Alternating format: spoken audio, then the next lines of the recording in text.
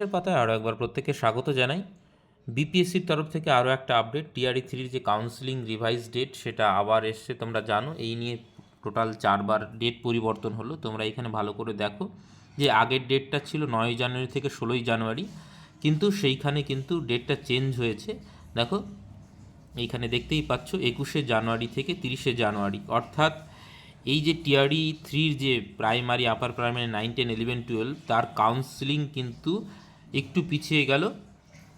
21 জানুয়ারি থেকে 30 জানুয়ারির মধ্যে হবে, এবং কাউন্সিলিং যে ডিস্ট্রিক্ট অ্যালোকেট করা হবে, এখনও করা হয়নি, সেটা খুব তাড়াতাড়ি বিপিএসসির ওয়েবসাইটে নিশ্চয়ই দিয়ে দেবে।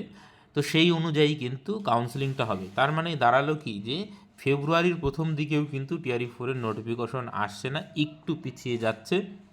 কারণ তোমরা বুঝতেই পারছো, টিআরই থ্রি যতক্ষণ না কমপ্লিট হচ্ছে ততক্ষণ কিন্তু টিআরই ফোর আসা সম্ভব নয়। তো সেই জায়গায় দাঁড়িয়ে আরও একটু পিছিয়ে গেল। তো এটা আপডেট ছিল। তোমরা যদি নোটিফিকেশনটা দেখতে চাও আমাদের গ্রুপের সঙ্গে যুক্ত হতে পারো। কমেন্ট সেকশনে আমি লিঙ্ক দিয়ে দিচ্ছি, বা প্রত্যেকটা ভিডিওর নিচে কিন্তু লিঙ্ক দেওয়া থাকে। তোমরা আমাদের গ্রুপে যুক্ত হয়ে, হোয়াটসঅ্যাপ গ্রুপ এবং টেলিগ্রাম চ্যানেল দুটোতেই যুক্ত হয়ে থাকতে পারো। প্রত্যেকটা ভিডিওর নিচে কমেন্ট সেকশনে কিন্তু লিঙ্ক দেওয়া থাকে। তো বিপিএসসি সংক্রান্ত যাবতীয় যা আপডেট তোমরা এখানে পেয়ে যাবে। আপাতত এটুকুই আপডেট ছিল।